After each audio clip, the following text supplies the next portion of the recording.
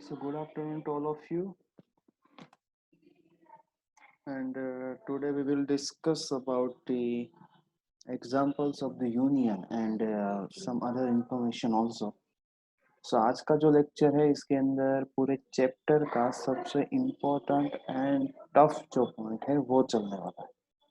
Conditional probability जो है वो थोड़ा डीप में देखिएगा। आज आप सभी को लिखना नहीं है, मैं लास्ट में आप सबको टाइम दूंगा, स्क्रीनशॉट ले लेना है सारे जब मैं बोलूँ तब आपको। अगर आपको लिखना है तो आप लिख सकते हो, टेबल वगैरह एक आध दो है जो आप लिखना है तो लिख सकते हो, लेकिन आज पूरा टाइम जो है वो समझाने में जाने वाला है, क्योंकि आज टफ टॉपिक एक है उसको डिस्कस करेंगे। टफ तो नहीं बोल सकते लेकिन थोड़ा सा लॉजिकल है। So last lecture we have discuss about the addition law, लेकिन उसका एग्जांपल जो है वो बाकी रह गया था।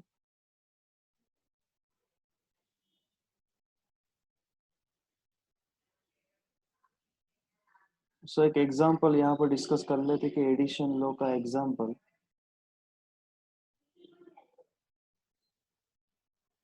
Suppose कि as an example of an application of addition law, let us consider the case of small assembly plant with 50 employees.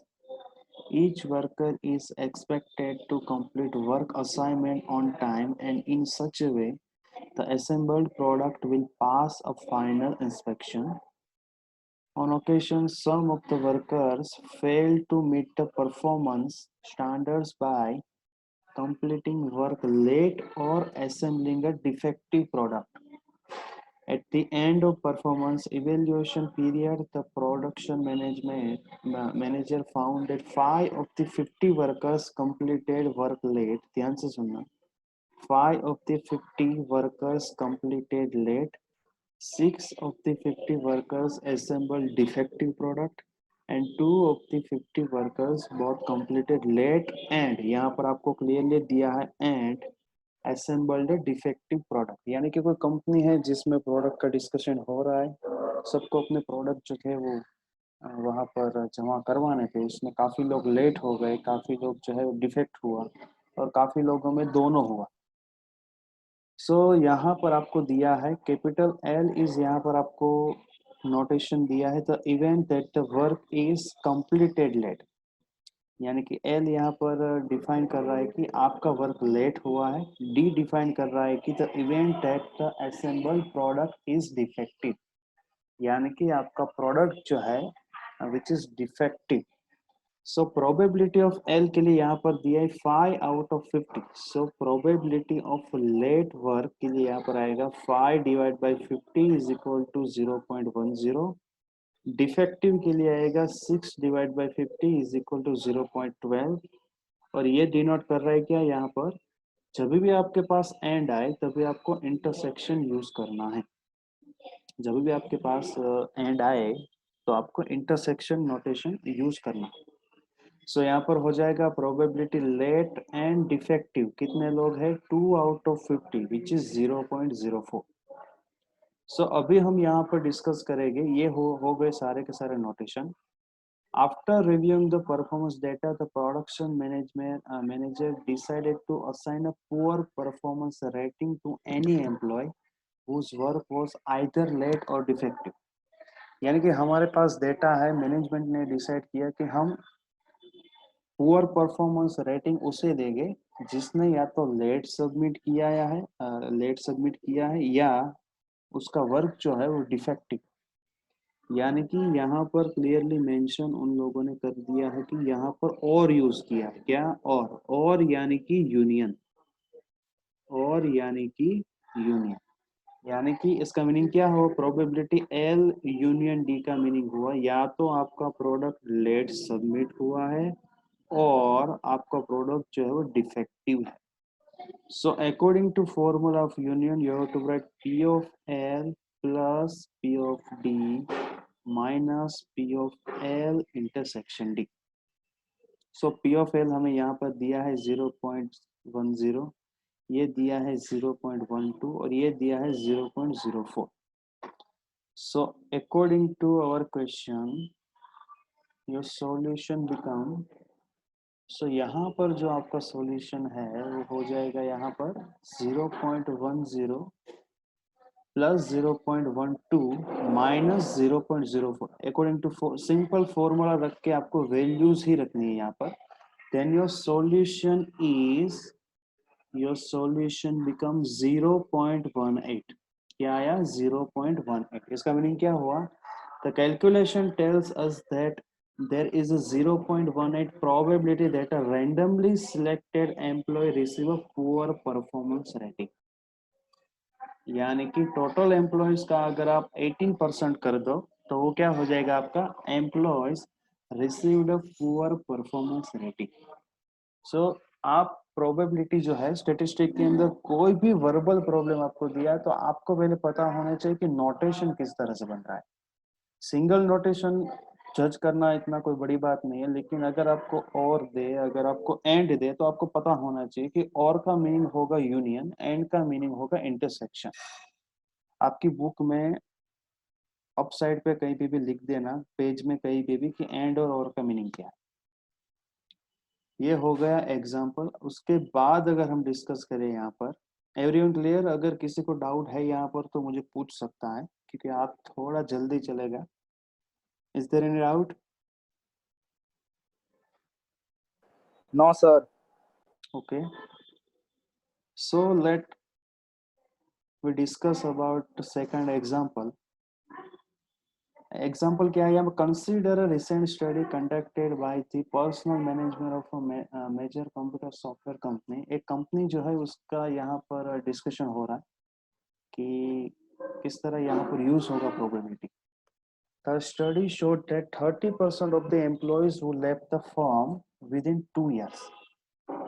अगर कोई भी एम्प्लॉय जो कंपनी अगर छोड़ेगा तो there are so many reason, बहुत से रीजन हो सकते हैं कोई भी कंपनी, स्कूल या कॉलेज जो है उसको छोड़ने के। सो यहाँ पर सॉफ्टवेयर कंपनी में काफी लोगों ने यहाँ पर रेजिग्नेशन लेटर दे दिया, तो उसके बेस पे मैथमेटिक्स क्या यूज हुआ वो देखेंगे। The study showed that 30% of the employees who left the firm within 2 years did so primarily because they were dissatisfied with their salary। Total staff जो था उसमें 30% एम्प्लॉयज ने क्यों छोड़ा, बिकॉज ऑफ सैलरी। सैलरी जो है वहां पर मैटर करेगी आपकी। उसके बाद 20% left because they were dissatisfied with their work assignment. Company में 20% लोगों ने क्यों छोड़ा, क्योंकि उन लोग को जो वर्क असाइन किया गया था उसके अकॉर्डिंग।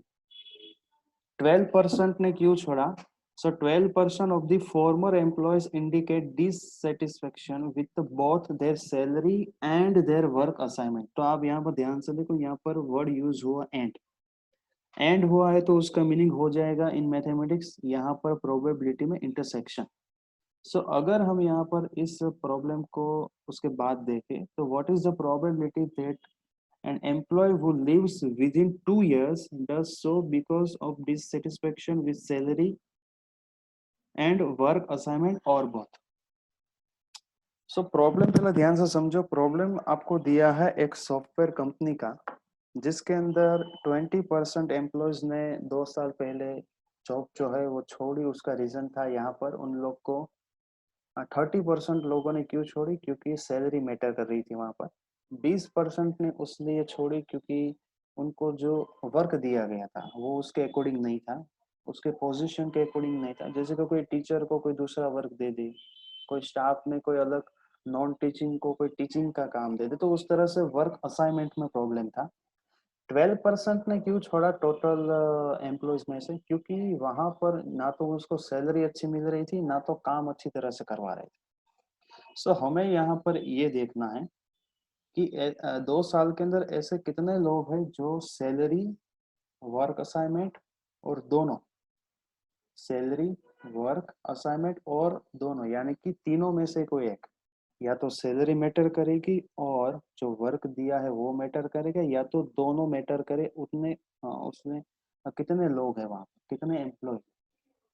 सो अगर हम 30% वगैरह को मैथमेटिक्स में लिखें तो सपोज कर लो कैपिटल एस यहाँ पर दिया है कि जो भी एम्प्लॉयज है, the event that the employ leaves because of salary, salary की वजह से छोड़ने वाले लोग को हम डिनोट करेंगे पी ऑफ एस से। सो पी ऑफ एस हो जाएगा आपका 0.30, जो ऑलरेडी 30% था। डब्ल्यू यहाँ पर मैटर कर रहा है कि काफी लोगों ने क्यों यहाँ पर जॉब छोड़ी, उसका रीजन था assignment. So P of W 20%, W यहाँ पर क्या था 20%, सो पी ऑफ डब्ल्यू यहाँ पर हो जाएगा 0.20। और 12% ऐसे लोग थे जो यहाँ पर सैलरी भी मैटर कर रही थी एंड वहां पर जो वर्क दिया गया वो भी इसको अकॉर्डिंग नहीं था। So probability of capital S intersection W is equal to 0.12। अभी हमने फाइंड क्या करना है। सो यहाँ पर देखो first line, with salary, work assignment और बोथ।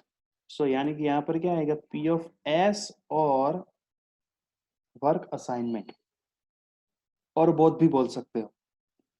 सो उसका नोटेशन हो गया यहाँ पर P of S union W is equal to क्या होगा, P of S plus P of W minus P of S intersection W is equal to यहाँ पर आएगा, ये तो हमने फाइंड किया 0.30, this one is 0.20 minus 0.12। So अगर आप यहाँ पर कैलकुलेट करोगे देन योर सॉल्यूशन बिकम्स 0.38। यानी कि ऐसे 38% लोग हैं जो जॉब छोड़ी, या फिर जो भी है उसका 38% लोग हैं जो मैटर करती है, सैलरी भी मैटर करेगी, या और यानी कि उसके अलावा कोई दूसरा है तो उसके लिए क्या मैटर करेगा, वर्क असाइनमेंट मैटर करेगा, या कोई ऐसा होगा जिसके लिए दोनों मैटर करेगा। सो यहाँ पर एक्चुअली और का मीनिंग यहाँ पर हम तीन चीजों में ले रहे हैं। असाइनमेंट भी हो सकता है, या तो कोई सैलरी भी हो सकती है, या तो कोई दूसरा रीजन जैसे कि दोनों हो सकता है। सो यहाँ पर दो एग्जाम्पल हमने देखे, दोनों का मीनिंग सेम था लेकिन डिफरेंट काइंड ऑफ एग्जाम्पल, दोनों का नेचर अलग। Everyone clear? Is there any doubt? No. So अब तक हमने जो दोनों एग्जाम्पल किए वो दोनों के दोनों एग्जाम्पल इक्वेशन नंबर 4.6 पे डिपेंड थे कि P of A plus P of B minus P of A intersection B. अब यहाँ पर थोड़ा सा हम अपडेट वर्जन ला रहे हैं कि यहाँ पर अब हम म्यूचुअल एक्सक्लूसिव करके एक वर्ड है उसको यूज करेंगे। देखो इंटरसेक्शन का मीनिंग क्या है कि दोनों में कॉमन होना। ठीक है, इंटरसेक्शन का मीनिंग क्या है कि ए में भी होना। अगर हम नॉर्मल मैथमेटिक्स की बात करें, बेसिक मैथमेटिक्स के तो उसके अंदर क्या होता है कि दोनों होता है कि भाई A intersection B is equal to A में भी होगा, बी में भी होगा। सो म्यूचुअल एक्सक्लूसिव इवेंट का मीनिंग ये है यहाँ पर कि two events are said to be mutually exclusive if events have no sample points in common. यानी कि आपके पास जो इवेंट है उसके अंदर ए और बी में कुछ कॉमन है ही नहीं। जब कॉमन है ही नहीं तो उसको हम किस तरह डिनोट करते हैं, P of A intersection B is equal to zero. कहने से अगर दोनों में कॉमन नहीं है तो उसका मीनिंग हो जाएगा P of A intersection B is equal to zero. So अगर आप बेसिक फॉर्मूला 4.6 ही यूज करें और उसके अंदर इंटरसेक्शन पॉइंट है ही नहीं तो उसका मीनिंग क्या हो जाएगा, P of A plus P of B plus P of A intersection B which is zero. So ultimately आपका फॉर्मूला बनेगा P of A union B is equal to P of A plus B of B। ये रहा इसका Venn diagram. Venn diagram बहुत ही important है यहाँ पर, क्योंकि यहाँ पर आप ध्यान से देखो तो इंटरसेक्शन पार्ट मेंशन ही नहीं किया। यानी कि दोनों इवेंट जो है उसको कुछ लेना देना ही नहीं है। इसका मीनिंग ये बोल सकते हैं कि कॉमन पार्ट ही एग्जिस्ट नहीं करता। अगर कॉमन पार्ट है ही नहीं तो उस कॉन्सेप्ट को डिनोट किया जाता है P of A union B is equal to P of A plus P of B. ये यहाँ पर मेंशन किया है कि इंटरसेक्शन पार्ट है ही नहीं।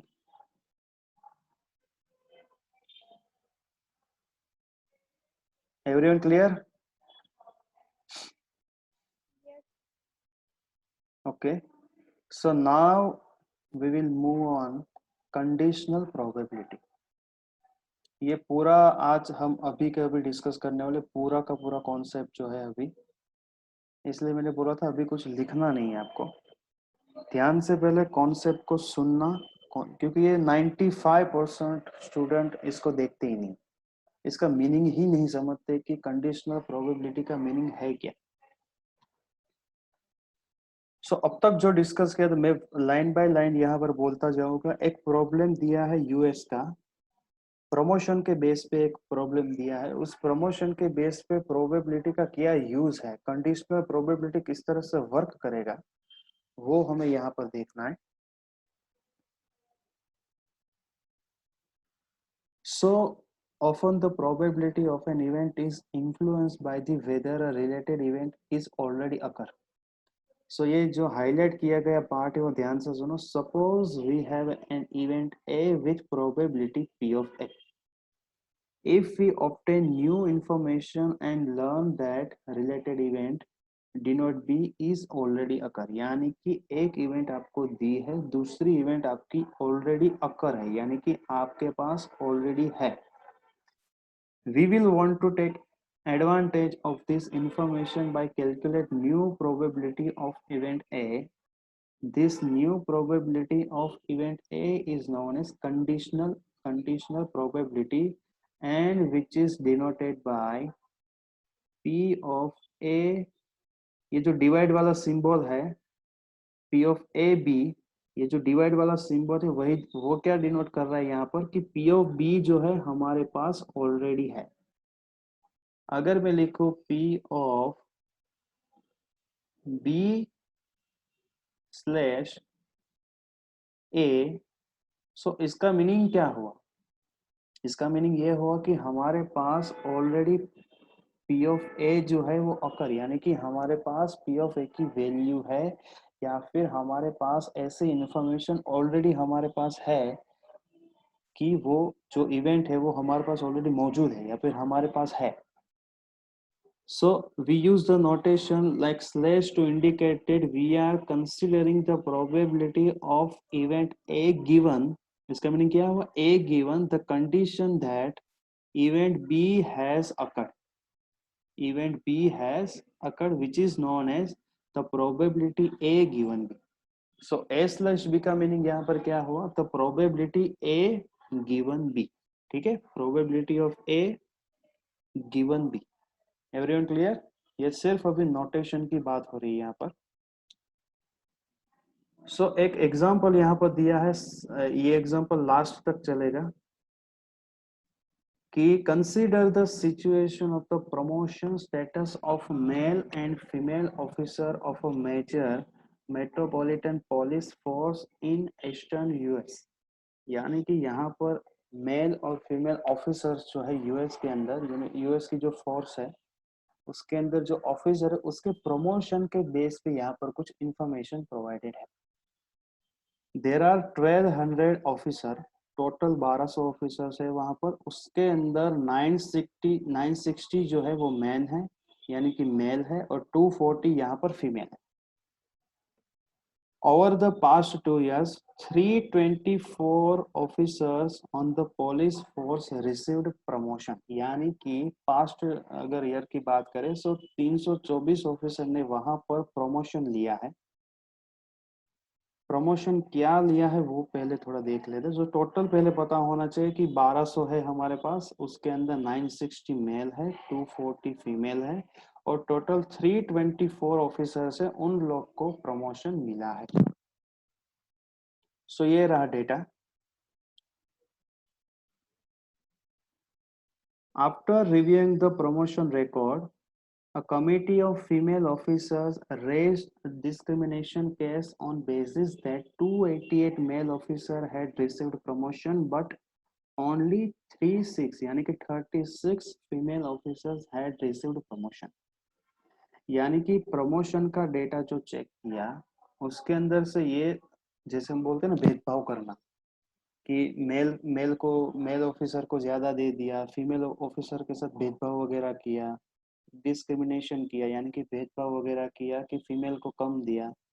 सो जो 324 यहाँ पर दिया है, 324 ऑफिसर में से 28 तो मेल ऑफिसर हो गए और 36 फीमेल ऑफिसर्स हो गए। यानी कि 1200 में से टोटल 1200 में से 324 ऑफिसर्स को प्रमोशन मिला। उसके अंदर 288 मेल हो गए एंड 36 हो गए वहां पर female. The police administration argued that the relatively low number of promotion for female officer was due not to discrimination but to the fact that relatively few females are member of the police force। यानी कि department जो है admin department, उसने ये बोला कि यहाँ पर कोई भेदभाव वगैरह नहीं हुआ, यहाँ पर जो फीमेल ऑफिसर है उन उसका डिजिट कम क्यों है, क्योंकि ऑलरेडी फीमेल ऑफिसर्स कम है। अगर आप देखो तो यहाँ पर ओनली कितने ऑफिसर्स है, 240। यानी कि 240 में से 36 को ही यहाँ पर प्रमोशन मिला। अगर हम बात करें तो 240 में से 36 फीमेल को ही प्रमोशन मिला। ये हो गया हमारा बेसिक डेटा। अब यहाँ पर ध्यान से प्रॉब्लम पहले समझ में आ गया, तो अभी बाद में यहाँ पर डिस्कस करते हैं नोटेशन। सो एम यहाँ पर डिफाइन कर रहा है कि इवेंट एंड ऑफिसर, डब्ल्यू यहाँ पर डिफाइन कर रहा है फॉर वुमन, कैपिटल ए जो हो वो यहाँ पर डिफाइन कर रहा है कि टोटल कितने लोगों को प्रमोशन मिला यानी कि promoted officers, and A complement is defined even in officers is not promoted. So यहाँ पर ये ध्यान से पहले टेबल को थोड़ा समराइज कर देते हैं कि यहाँ पर अगर हम ध्यान से देखें तो 288 मेल जो है, जो प्रमोशन जिन लोग को मिला है वो 288 एंड 36 वुमन यानी कि फीमेल। सो टोटल हो गए हमारे 324।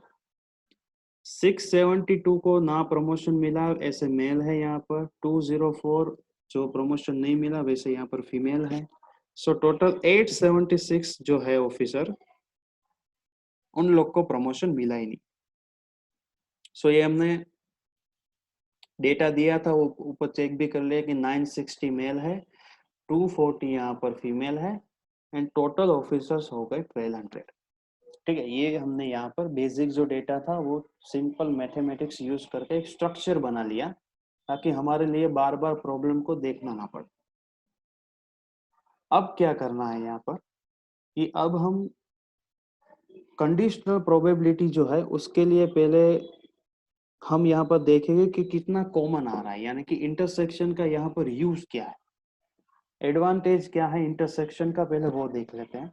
सर टेबल भी मैं ध्यान से रख रहा हूँ, आप सिर्फ मैं जो बोलूँ उस पर फोकस करो कि पहले हम काउंट करेंगे एम इंटरसेक्शन ए, यानी कि प्रोबेबिलिटी काउंट करेंगे कि जो मेल भी है एंड उस वो प्रमोटेड भी हुए हैं।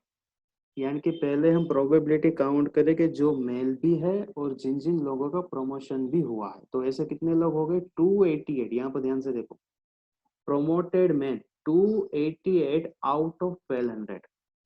यानी कि हम प्रोबेबिलिटी हमने निकाली 0.24।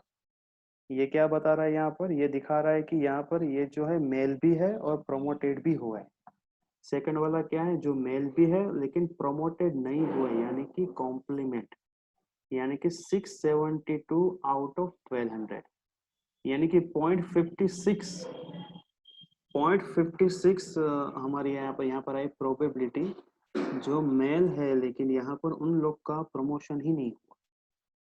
ठीक है, सो पहले हमने मेल के लिए काउंट किया, अब थोड़ा फीमेल के लिए काउंट कर लेते हैं कि प्रमोशन के बारे में। सो ये टेबल यहाँ पर सेकंड कॉलम ध्यान से देखना। सो ये दूसरा हमने काउंट किया प्रोबेबिलिटी W इंटरसेक्शन A, यानी कि जो वुमन है यानी कि जो फीमेल है और जिनका प्रमोशन ऑलरेडी हुआ है। सो वैसे कितने हैं? 36 आउट ऑफ 1200। सो हमारी प्रोबेबिलिटी आई 0.03। दूसरा हमने काउंट किया जो फीमेल है लेकिन उसका प्रमोशन ही नहीं हुआ, तो वो आएगा हमारे पास 204 डिवाइड बाई 1200। ये पूरा का पूरा 36204 हमने टेबल में से लिखा है। सो हमारी प्रोबेबिलिटी आई यहाँ पर 0.17। हमारी प्रोबेबिलिटी आई 0.17। अब हमने क्या किया, ये सारी की सारी प्रोबेबिलिटीज जो काउंट की उसको हमने एक टेबल पे रख दी। सो ये यहाँ पर रहा आपका टेबल। वापस से मैं करवा देता हूँ कि ये क्या है, 0.24 जो हमने अभी काउंट किया, ये है ऐसे मेल ऑफिसर्स जिसका प्रमोशन हुआ है। 0.03 ऐसे फीमेल ऑफिसर्स है जिसका प्रमोशन हुआ है। 0.56 ऐसे मेल है जिन लोग का प्रमोशन नहीं हुआ। 0.17 ऐसे फीमेल है जिसका प्रमोशन नहीं हुआ। सो टोटल प्रमोशन होने वाले प्रोबेबिलिटी हो गई हमारे पास 0.27, और प्रमोशन ना होने वाले ऑफिसर्स की प्रोबेबिलिटी हो गई 0.73। Make sure your summation is 1। Count करने के बाद ये क्रॉस चेक करना है कि हमारा समेशन जो है प्रोबेबिलिटी का वो 1 ही होना चाहिए। यहाँ तक सबका क्लियर हुआ? Yes. क्योंकि ये जो टॉपिक जो है इसके अंदर देखो ये डायरेक्ट फॉर्मूला से भी होता है, मेनली जो है एक फॉर्मूला से डायरेक्ट हो जाता है, लेकिन यहाँ पर हम बेसिक समझ क्यों रहे, ताकि हमें ये पता चले कि नोटेशंस का यूज क्या है, किस तरह वर्बल प्रॉब्लम, क्योंकि आप मैथमेटिकली प्रॉब्लम सॉल्व कर दोगे लेकिन वर्बली समझ में आना चाहिए कि हर एक वर्बल प्रॉब्लम जो है आपके पास उसको किस तरह से सॉल्व कर। सो ये यहाँ पर डेटा हो गया हमारा। चलो अभी तक हमने काउंट किया प्रोबेबिलिटीज, इंटरसेक्शन वाली जो है प्रोबेबिलिटीज वो हमने काउंट की। सो यहाँ पर एक ठीक है कॉन्सेप्ट दिया है joint probabilities and marginal probabilities. So joint probabilities यानी कि because each of these values gives the probability of intersection of two events, the probabilities are called joint probabilities, which provides a summary of the probability information for the police officer promotion situation is referred as joint probabilities। and उसके बाद दिया है marginal probabilities। यानी कि ये जो है part सिर्फ ये इंफॉर्मेशन है आपके पास कि ये जो है एक नोटेशन की ये जो प्रोबेबिलिटीज हमने काउंट की इसको बोलेंगे जॉइंट प्रोबेबिलिटीज। और ये जो फाइनली हमने जो काउंट किया ना रो और कॉलम का समेशन उसको बोलेंगे यहाँ पर मार्जिनल प्रोबेबिलिटीज। ठीक है, ये सिर्फ आपको याद रखना है कि टेबल के अंदर जहां जहां पर भी हमने इंटरसेक्शन का यूज किया, जहां जहां पर भी हमने इंटरसेक्शन का यूज करके फाइंड किया, वो सारी की सारी प्रोबेबिलिटी हो गई जॉइंट प्रोबेबिलिटी। और जहां पर हमने सिर्फ समेशन करके काउंट किया, यानी कि साइड में मार्जिन साइड जो हमने ये जो इसको बोलेंगे मार्जिन साइड, मार्जिनल साइड पे हमने जो काउंट किया उसको बोलेंगे marginal probability.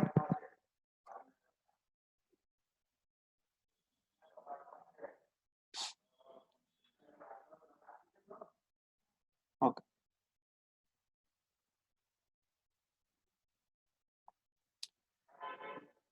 So we note that marginal probabilities are found by this summing the joint probabilities in the corresponding rows and column, जो हमने already देख लिया.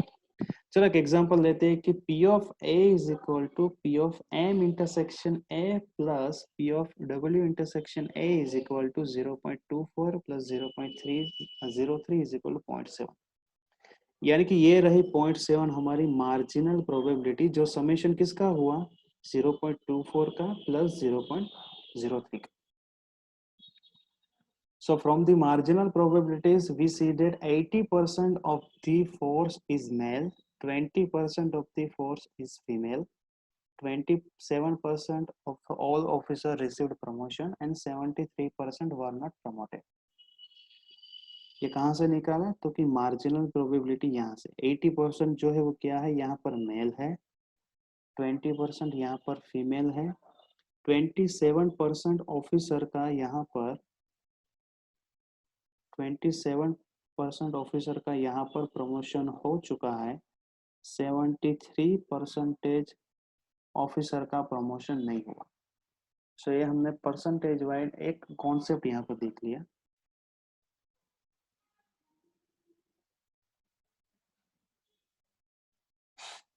अब हम देखेंगे कि कंडीशनल प्रोबेबिलिटी का यूज क्या है. तो ध्यान से सुनना. Let us begin the conditional probability analysis by computing the probability that an officer is promoted given that the officer is man. ध्यान से सुनना. That officers is promoted. Officer is promoted given that the officer is man. यानी कि given that officer is male and promoted. Concept clear होगा. Officer is male and promoted. To calculate the conditional probability, we first realize that this notation simply means that we are considering the probability of event A given that condition designated as event M is known to exist, जो हमने already देख लिया. So P of A/M tell us that we are now concerned only with the promotion status of only male. ठीक है. ये अगर आप देखो नोटेशन का मीनिंग क्या हुआ कि P of M already occurred and we have to calculate for promotion. So हमें पता है कि हमारे पास 960 मेल ऑफिसर है आउट ऑफ 288 जिन लोगों का प्रमोशन हुआ है. सो प्रोबेबिलिटी क्या आएगी यहाँ पर. अभी यहाँ पर सिनेरियो चेंज होगा. अब तक हमने क्या किया, 1200 को डिवाइड किया था. यहाँ पर क्या है, सिर्फ और सिर्फ मेल की बात हो रही है. सो हमने क्या किया, 288 डिवाइड बाय 960. सो हमारी प्रोबेबिलिटी आएगी 0.30. 0.30 यानी कि ऐसे 30% चांस है जिसका प्रमोशन हो और वो मेल हो. ठीक है. जिसका प्रमोशन हो और वो क्या हो, यहाँ पर मेल हो. ये यहाँ पर पता चला. एवरीवन अभी भी डाउट है तो मुझे ये सेकंड यहाँ से अगर किसी को डाउट है तो मुझे अभी पूछ लो, क्योंकि इसके बाद थोड़ा और टफ होगा. दूसरी बार करवाऊं मैं? एक बार करवा दो ना सर वो. हाँ सर. Okay, no problem. अभी हम यूज करेंगे यहाँ पर कंडीशनल प्रोबेबिलिटी. सो हम ये डिटरमाइन करना चाहते हैं कि जो मेल हो और जिसका प्रमोशन हो, जो मेल हो और जिसका प्रमोशन हो. सो ये हमने लिख लिया P of A/M, यानी कि मेल का डेटा हमारे पास ऑलरेडी है और हम क्या काउंट करना चाहते हैं, जिन जिन लोगों का प्रमोशन हो, यानी कि P of A/M. So male का डेटा हमारे पास क्या है, देयर आर 960 मेल. इसमें से प्रमोट होने वाले ऑफिसर्स हो गए 288. सो प्रोबेबिलिटी इज जो मेल है, यानी कि जिन लोगों का प्रमोशन हो चुका है, प्रमोशन किन किन लोगों का हो चुका है यहाँ पर 288 आउट ऑफ 960. सो हमारी प्रोबेबिलिटी आई 0.30. 30 यानी कि 30% chance of receiving a promotion over past 2 year which officers are male. So P of A/M का मीनिंग ये हुआ कि मेल ऑफिसर्स का प्रमोशन, क्या मेल ऑफिसर्स का प्रमोशन यहाँ पर हुआ 0.30। उसी तरह अगर हम यहाँ पर आगे थोड़ा चेक करें, ये रहा 288 डिवाइड बाई 960, सो यहाँ पर क्या है 0.30। अभी हम क्या करेंगे, उसको डिवाइड करेंगे टोटल ऑफिसर्स के डिजिट से। सो टोटल डिजिट यहाँ पर हो गए 1200। सो हमारा सॉल्यूशन मिला यहाँ पर अगेन 0.30। अभी हमने 1200 से डिवाइड क्यों किया, क्योंकि हम यहाँ पर एक कॉन्सेप्ट यूटिलाइज करने वाला है इसलिए। सो ध्यान से सुनना, P of A/M यानी कि मेल फैकल्टीज जिसका प्रमोशन हो, वो डेटा यहाँ पर दिया है हमने 0.30। हम डायरेक्टली भी लिख सकते थे, लेकिन यहाँ पर एक फॉर्मूला बनाएंगे। और अगर आप यहाँ पर ध्यान से देखो 0.24 यहाँ पर क्या है, 0.24 is A intersection M। Can I से 0.24 इज A intersection M, यानी कि probability A intersection M divided by probability of M. This one is formula of the conditional probability. Formula of the conditional probability is what? P of A/M, यानी कि ये जो second वाला data जो है वो हमारे पास होगा, उसको डिनोमिनेटर में रखो, और इन दोनों का इंटरसेक्शन जो है उसको न्यूमरेटर में रखो, तो हमारा सॉल्यूशन सेम आएगा। Our solution is same. So उसके बाद फॉर्मूला बना यहाँ पर conditional probability A B, probability B is occurred, and numerator में आएगा P of A intersection B. ये आपको फॉर्मूला याद रखना है। Everyone clear? Yes sir. अगर उसी तरह आपको काउंट करना है प्रोबेबिलिटी B/A, यहाँ पर A का मीनिंग क्या हुआ, जो आपके पास ऑलरेडी है। सेकंड वाला जो है वो आएगा आपका डिनोमिनेटर में, और यहाँ पर आएगा आपका intersection of A intersection B। ये रहा कंडीशनल प्रोबेबिलिटी का फॉर्मूला। इसको जल्दी से लिखो, सिर्फ इतना ही अभी लिखना।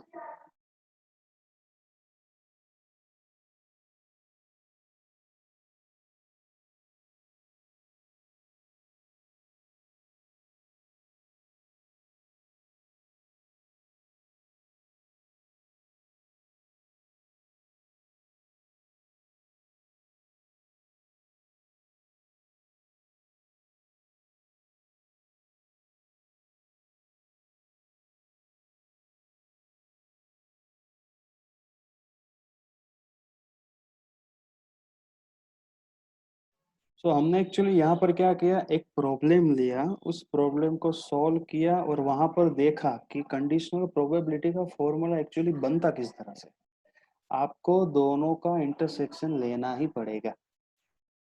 उसके बाद अभी देखेगा अपडेट वर्जन की इंटरसेक्शन ना हो तो क्या होगा। तो जैसे हमने मेल का किया, उसी तरह अगर हम चाहे तो फीमेल का भी कर सकते हैं काउंट। सो अगर आप फीमेल ऑफिसर का काउंट करना चाहो, so you can write what can I से, जो भी ऑफिसर्स फीमेल है और जिसका प्रमोशन हो, जो भी ऑफिसर्स फीमेल है और जिसका प्रमोशन हो, तो फॉर्मूला क्या आएगा, उन दोनों का intersection divide by probability of W। याद रखना ये सेकंड वाला जो है वो डिनोमिनेटर में ही आएगा। सो दोनों का इंटरसेक्शन हमने टेबल में से फाइंड किया, तो आया 0.03 एंड प्रोबेबिलिटी ऑफ वुमन इसके आया 0.20, यानी कि 0.15, यानी कि मेल की जो प्रोबेबिलिटी थी उससे डबल आई। मेल की जो प्रोबेबिलिटी थी उससे क्या आई, 2 टाइम्स आई यहाँ पर।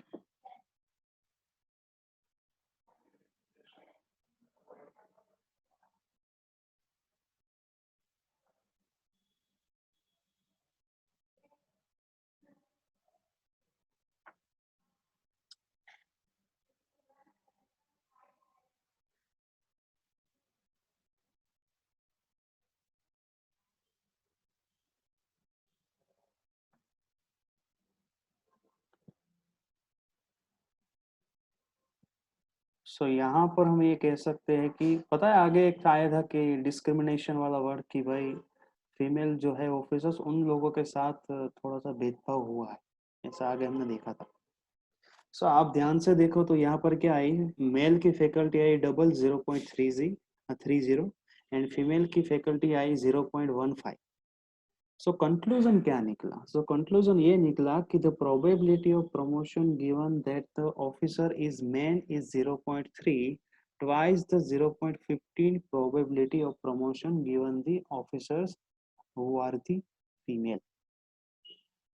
So although the use of conditional probability does not in itself prove that discrimination exists in this case, but the conditional probability values support that the argument presented by the female officer। यानी कि हम ये नहीं कह सकते कि उन लोगों के साथ जो है मेल और फीमेल यानी कि फीमेल ऑफिसर के साथ यहाँ पर भेदभाव हुआ है।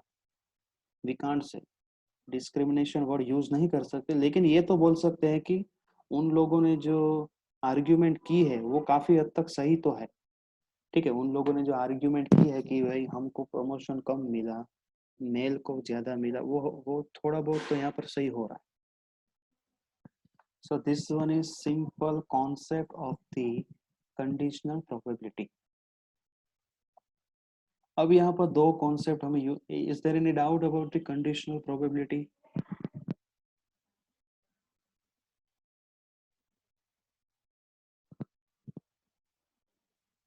Is there any doubt? No sir. No sir. क्योंकि आपको तो सिर्फ ये नोटेशन और फॉर्मूला ही लिखना है, आपको ये पूरा का पूरा ये तो सिर्फ समझने के लिए था, ओनली फॉर अंडरस्टैंडिंग पर्पस, क्योंकि प्रोबेबिलिटी में जितना आप समझोगे उतना आपके लिए अच्छा है। अभी यहाँ पर वर्ड है इंडिपेंडेंट और दूसरा वर्ड है डिपेंडेंट। सो सपोज कि जो हमने अगला वाला एग्जांपल किया कि जिन जिन लोगों को प्रमोशन मिला है वो टोटल प्रोबेबिलिटी थी हमारे पास 0.27, मेल वाली प्रोबेबिलिटी थी 0.30 एंड फीमेल वाली थी यहाँ पर 0.15। So we see that the probability of promotion is affected or influenced by whether the officer is a man or woman, particularly because probability of A/M is not is equal to probability A।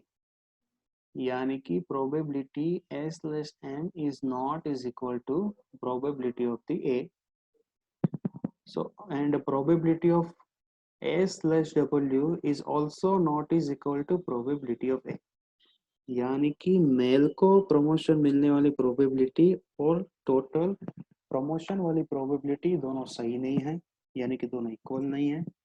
And probability जो woman की है, those who have got promotion is not is equal to probability of A. So जब भी इस तरह की condition आए, जब भी इस तरह आपको पता तो है वैल्यूज तो आपको फाइंड कर ही लोगे किसी भी तरह से, लेकिन अगर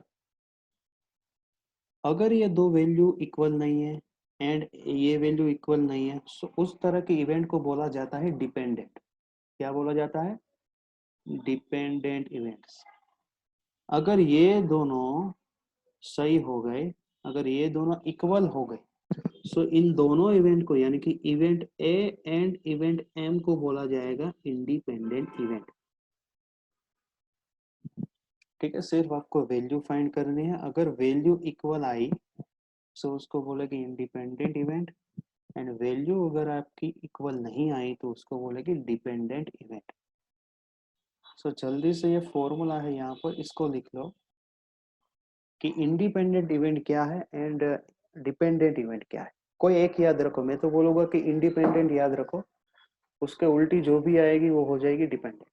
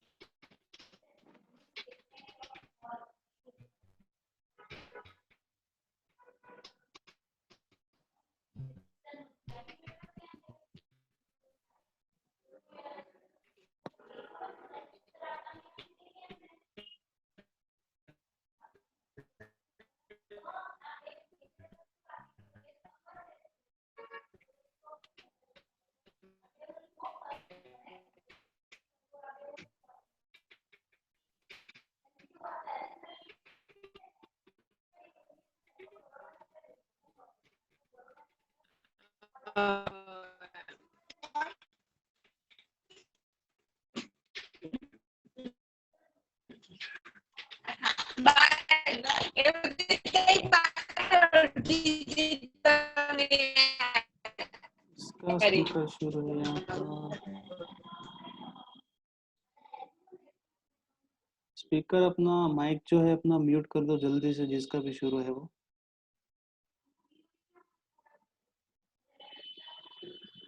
सो ये सिंपल से कॉन्सेप्ट है और ये मल्टीप्लिकेशन लॉ दिया है। अब जाहिर सी बात है मल्टीप्लिकेशन लॉ तो हो ही जाएगा कि P of A slash B का फॉर्मूला जैसे कि पी ऑफ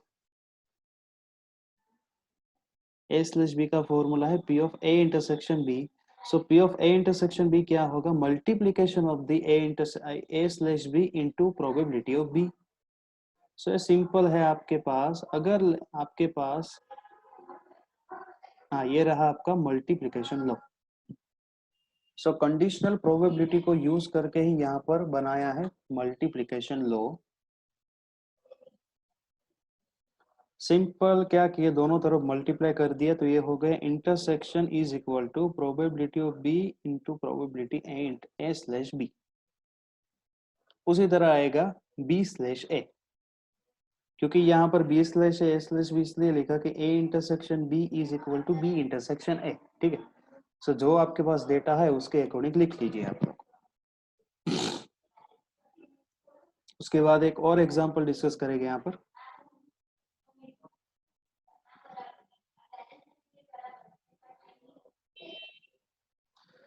सो यहाँ पर एक न्यूज़पेपर का एक प्रॉब्लम दिया है कि ध्यान से सुना। Consider a newspaper circulation department where it is known that 84% of the household in a particular neighbourhood subscribe to daily newspaper which is denoted by D, and second one is and दूसरा यहाँ पर दिया है कि it is known that the probability that a household that already hold a daily newspaper also subscribe to the Sunday edition which is known as capital S which is 0.75। so ध्यान से सुनो, एक आपको यहाँ पर प्रोबेबिलिटी दी है कि जो डेली न्यूज़पेपर एडिशन जो मंगवाते हैं उसकी प्रोबेबिलिटी है 0.84, और दूसरा आपको क्या दिया है कि डेली सब्सक्रिप्शन ऑल्सो सब्सक्राइब थी संडे एडिशन, यानी कि ऐसे लोग जिसके पास डेली तो न्यूज़पेपर आता है, यानी कि जिसके पास डेली न्यूज़पेपर तो आता है लेकिन संडे का भी न्यूज़पेपर आएगा। ठीक है, पी ऑफ डी का मीनिंग क्या है कि डेली न्यूज़पेपर आएगा, और P of S slash D का मीनिंग क्या है कि जिसके पास डेली का न्यूज़पेपर तो आ रहा है लेकिन संडे का एडिशन भी आएगा। So what is the probability that household subscribe to both the Sunday and daily edition? ध्यान से यहाँ पर सुनो, यहाँ पर वर्ड यूज किया है एंड। ठीक है, एंड का मीनिंग क्या होता है? एंड का मीनिंग होगा S intersection D. So formula क्या है? P of S intersection D is P of D, जो ऊपर से लिखा P of D into P of S slash D is equal to 0.84, 0.75, so 0.63, 0.63. Everyone clear?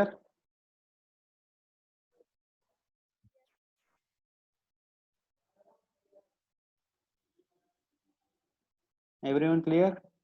Is there any doubt? सिर्फ ये देखना है P of S plus D वाला जो है वो सिर्फ आपको देखना है। किसी को प्रॉब्लम है इस सम के अंदर?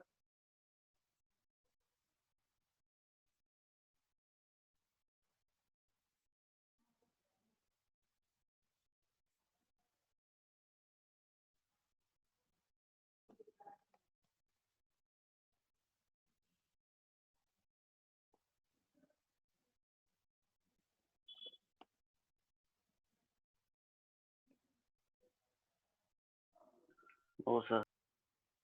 ओके, और उसके बाद एक छोटा सा कॉन्सेप्ट है multiplication law. Multiplication law for the independent event, यानी कि हमें पता है कि इंडिपेंडेंट इवेंट के अंदर क्या होगा? a slash B is equal to A, b slash A is equal to B.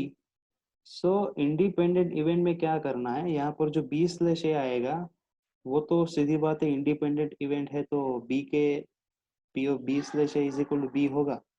सो जब भी आप इंडिपेंडेंट इवेंट की बात करो और दोनों का इंटरसेक्शन चाहिए तो सिंपल दोनों प्रोडक्ट का मल्टीप्लिकेशन ही कर दो।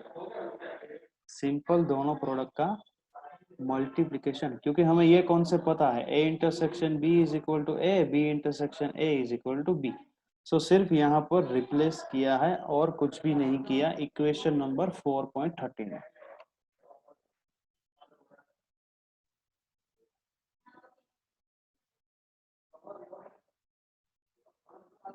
Everyone clear?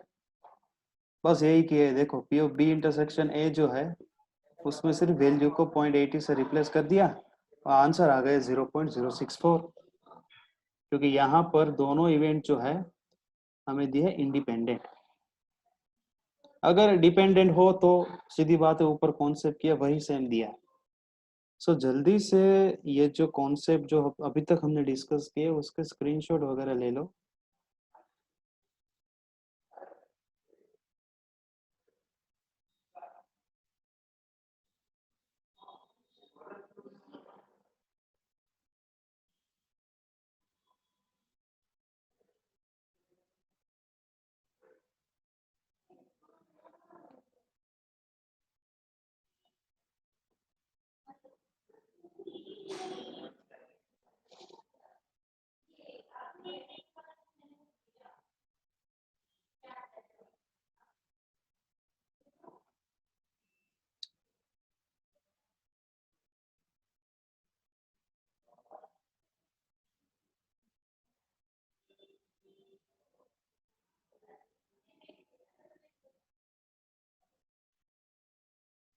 चलो एक काम करता हूँ, मैं आपको बाद में पीडीएफ दे दूंगा क्योंकि ये अभी टाइम भी हो चुका है और नहीं हो, मैं पीडीएफ बाद में शेयर कर दूंगा आपको।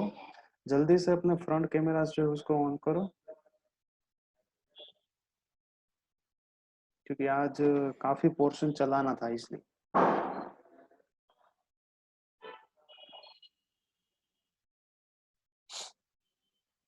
इसके बाद लेक्चर है आपका कि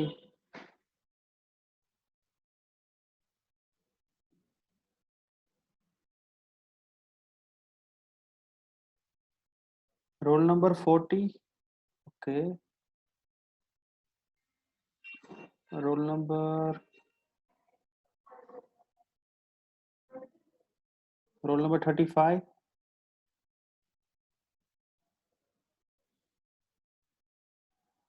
रोल नंबर 35।